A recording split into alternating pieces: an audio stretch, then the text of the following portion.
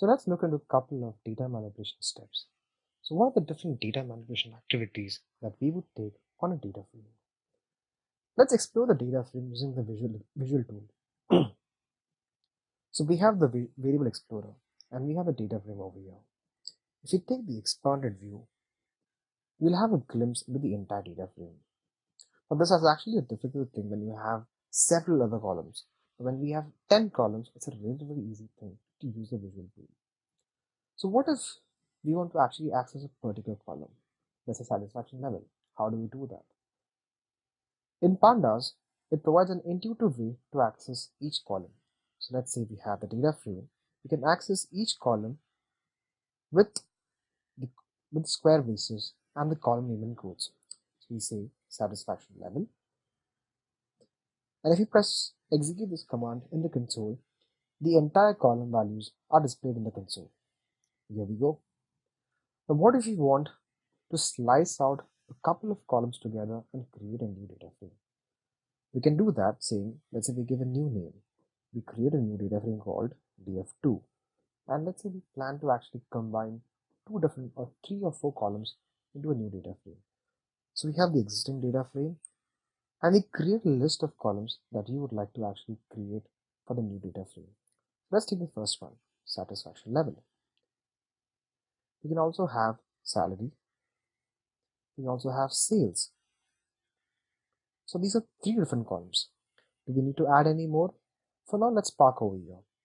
If you execute this command, you can see that we have created a new data frame with 3 columns. That is the entire length, 14999 rows and 3 columns. And these are the 3 columns which we have selected. Let's look at the visual tool. And yes, there we are. We have the 3 columns which we have selected with the appropriate values. So what next?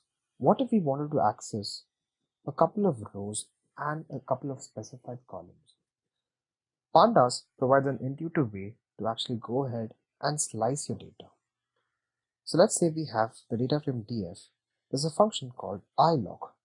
It stands for index location and it takes into account 2 arguments. First, the length of rows, and second, the length of columns. So let's say we would want the first 10 rows. So you would say 0 to 10. Now this will actually give us rows from 0 to 9 and 9 stands for the 10th row. The next parameter would be the columns. So let's say we need the first 4 columns. So we would have 0 to 4. Now in this way, we take a small portion from the existing data frame. We take the first 10 rows and we take the first 4 columns. If we execute this and we create a new column called as df copy. This is a new data frame which we created.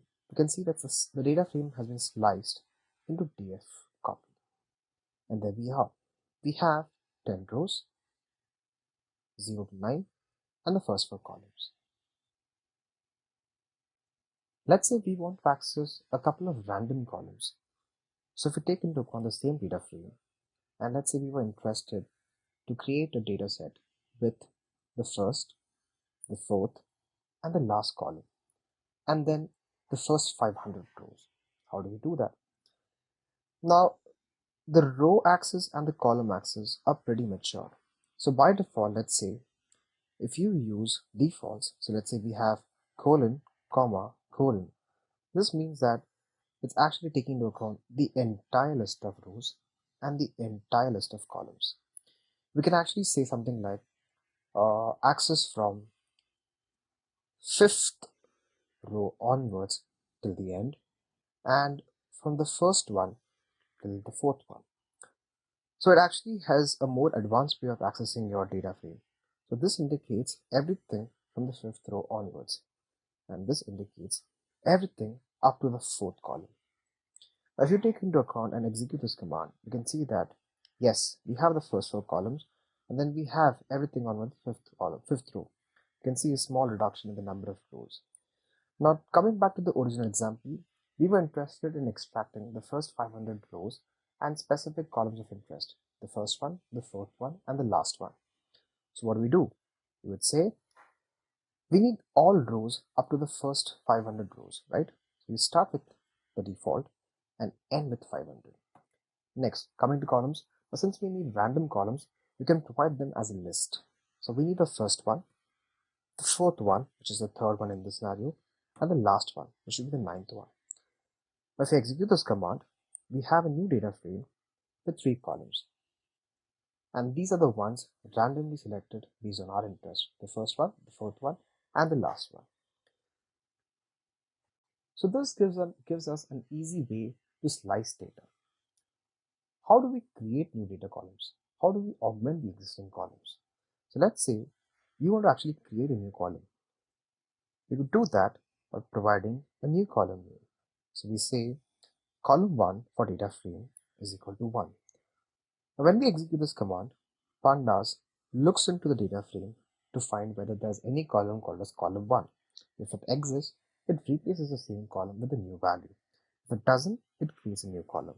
So in this case, it will create a new column with the value 1. You can look into the same data frame and can see that there's a new column called column 1 created with the values 1 all over. So whenever you perform a column level operation, pandas takes into account to replicate all of that across all rows. So you don't need to actually write a for loop and update this value across all rows like you would do it in a generic programming language. Pandas takes care of abstracting the entire scenario for you by just replicating the entire operation across rows. We could also create new columns using the existing columns. So let's look into the data frame once again. Taking an expanded view, let's think about a scenario where we want to create a new column which is a multiplication of number of projects and the satisfaction level, just to get a quantified impact of how much the satisfaction level of the employee impact the company.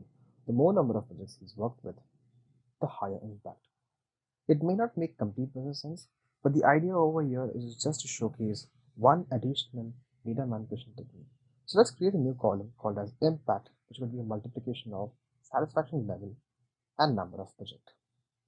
So that could be done easily saying, we create a new column called df, give a name as impact, and we say df of satisfaction level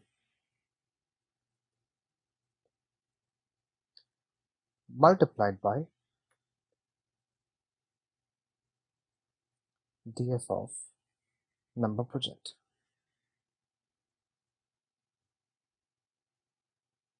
There we go. If we execute this command, we can see that we've created a new column which is now created by augmenting 2 different columns. So impact is created by multiplying satisfaction level and number of projects. Now in some cases, you might actually want to delete a column. So in this scenario, you've already created a column which you don't really plan to use, and that's column 1. So how do we delete it? This is a simple command where we can say delete df and column name. So delete del, df, and the column of interest. So in this case, col 1. So when we execute this command, Python drops that column from the data frame. So we can see that column 1 doesn't exist in the data frame anymore. Also, there would be cases where we want to perform some sort of string operations on a column. So in this data frame, we have a scope to perform some string operations on the column salary and sales. Or in fact, we could actually augment or create a new column with a completely new business rule, which could be a string one. For simplicity, let's start with salary. Let's say we have all these values in lowercase. What if we wanted to cast them to an uppercase? Let's look into this. We could access the column and convert it to a string. So for example, we have df as a data frame. In data frame, we access a specific column of interest, and that in this case scenario would be salary. Now salary is actually an object. To invoke a string related function, we need to cast that into str, that is string. So the moment we say .str, we invoke the string related operations, and then we can call any string related function. So let's say we have plans to convert it to an uppercase. So if we just call the upper function, and if we execute this, we can see that all of them have been converted to uppercase.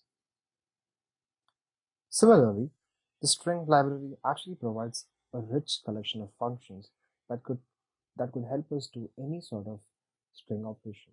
So let's say something as common as string substrings, or searching a substring within the entire string, or concatenating two different strings, or converting to lowercase, or replacing a certain part of a string. All of these functions are easily available within the string library. I would recommend to all of you to explore what additional functions do we have in the string library for pandas. Before moving on, I would like to show you one more simple string manipulation. So let's say we want to create a new column called salary which is concatenating a new column. So we create df new salary is equal to salary. We convert it to an uppercase, and then we also concat that with new. This is just a demonstration to show how do we do string concatenation. This process might not make any business sense.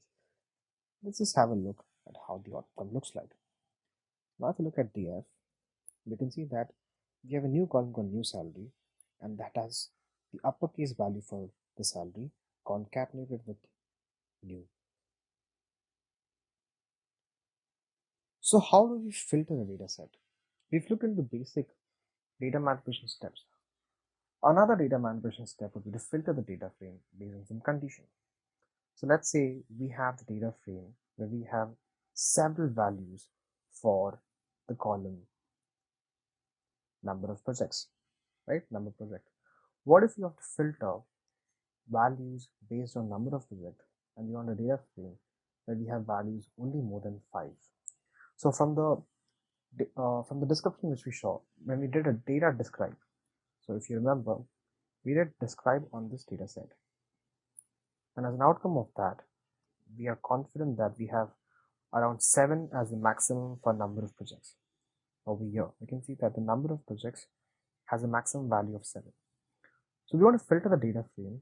We can have only values more than 3. That is, we would like to have only values 4, 5, and 7 in the data frame.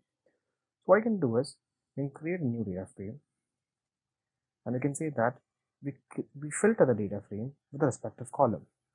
So inside this, we write a filter condition. We'll say df of number project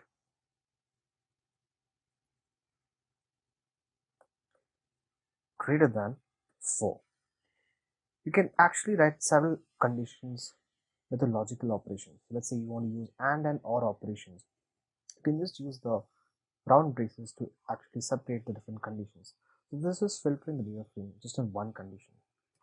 And we can see that df new is a new data frame with 12 columns and 419 rows. Just to be double sure that the execution is actually correct, let's check what is the value that we have in the new column. That is number project. Let's take a max and a min. In fact, let's take a min first. So if you take a min and if you find values like 0, 1 or 2, that would be your surprise. And you can see that the minimum value is 5. So values 0, 1, 2, 3 and 4 have been eliminated. So the filter works successfully. You can in fact add several more conditions to the filter condition. So let's say you can have one more condition. You can just separate the same condition with round braces. And you can add an add condition or an or condition based on your requirement. Let's say we want number of projects greater than 4 and salary is low. So we say df salary is equal to low. These are two different conditions and using an AND operator to separate them. You can see df new, we have around 2000 rows with 12 columns. On exploring the same, we can see that number of projects and salary will have just the same value. Now to ensure whether salary has just the value low, if it has values like medium, then our filter has not worked properly. So how do we do that? We want to ensure that the values in the column salary are just low. What we can do is, in this scenario, we have a function that returns the number of unique values in each of the columns. So for this specific column, let's extract the number of unique values present in them. So let's have df new. We choose the correct column. We have, let's say, salary. And we're looking at the number of this function unique provides us the number of unique values within that column. And we can see that it has just one value, low. So the filter has worked properly. If we execute this command on the initial data set, that is data frame, here we're supposed to get more than one value. And we can see that yes, we have values like low, medium, and high. Let's look at how can we sort the values. So if we look into the data frame, now since we are using the visual tool and since we have a relatively low number of columns, it's easy to handle data by looking into them. If you want to sort the entire data frame based on one specific column, let's say you want to specifically sort the data frame on impact, we can use a visual tool, but this won't be handy all the time. So how do we sort the data frame based on a couple of columns using the code? So we have pandas function which gives us df.sort values. In this function, you first pass the list of columns that you need to sort on. So let's say we need to sort on first impact and then the number of projects, number project. Now, how do we sort it? Ascending or descending? We provide another variable parameter. We provide a list of values that acts as a switch for whether it should be ascending or descending. The first one we say 0, the second one also 0. Let's say we make it 1. It just reverses the process. And you can see that the values have now been sorted. Similarly, you can add more number of columns and more number of switches over here. The default would be ascending, so you can just ignore this and you can execute this command. And let's say we store it in a new column, new variable called df underscore new1 is equal to the sorted data frame. You can have the new values sorted and stored over here. So this covers a basic set of data manipulation and data exploration techniques. What have we learned so far? We have learned to load the data frame, look into the length and breadth of the data frame, and understand basics about it using the describe and info function. We can then look into what columns we have, access each columns individually, create smaller data sets or smaller subsets with specific columns of interest and specific columns of specific rows of interest. We can also filter them based on a condition as per our requirement. We can augment existing columns into new values. We can perform substring operations on categorical columns. We can also transform or in fact perform mathematical operations on existing columns or create new columns using existing columns. That's a basic set of operations. Let's look at some advanced operations that we can actually perform on the data frame. Now these advanced data operations could be something analogous to a SQL group by. That is, you're rolling up data. What if we want to find out the average satisfaction level for each group under salary? That is something which is analogous to a group by function in SQL. So how do we do that in pandas? Let's take a look at it. Pandas comes with a group by function. So let's say we have a new column or a new variable called df grouped. We can create this variable column, we can create this new data frame with an aggregated version of the data frame at the salary level. So the quest is to find out the average satisfaction level for the different levels of salary. So we would first need to group it at the salary level. So we say df dot group by, and in the group by we provide the columns that we need to group it at. So in this scenario it's just one column, so we say salary. Now this creates a grouped data frame. We just provide one more switch.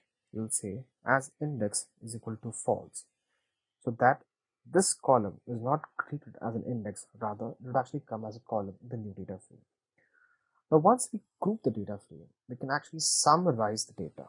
So how do we summarize? We select the column of interest, and in this scenario we say satisfaction level, and we execute a summary operation. So let's say we take just a random number, we take the sum of them, and we execute this command. We can see that The satisfaction level will be summed at this group. If we explore this variable, df group, we'll have three values: high, low, and median. And we'll see the respective sum of all the values under these three groups. Now, sum is not an appropriate one. We have to take mean. If we take mean, we can see the average values under each of these different groups. So we can see that the lowest number is for low and the highest number is for high, which makes sense. Normally, employees who are paid well are actually much satisfied than others. This could be taken to a further level if we want to actually group it at a multiple group level. So let's say if you want to execute the same exercise, but we want to group it along with salary also with sales. So for each department, we're trying to look into how does the satisfaction level look across different salary levels. It's the same thing, just with one extra level of grouping. And if you take into account, so we have for each value of salary, every department's satisfaction level. Now, since we have a lot of different values over here, it might be a little difficult to actually visualize and understand using this tool. The best way to consume this data is by plotting a graph. We'll get into data visualization in the next section. But then for now, we can understand that we can actually group at several levels. And in fact, we can also create additional new variables at a summary.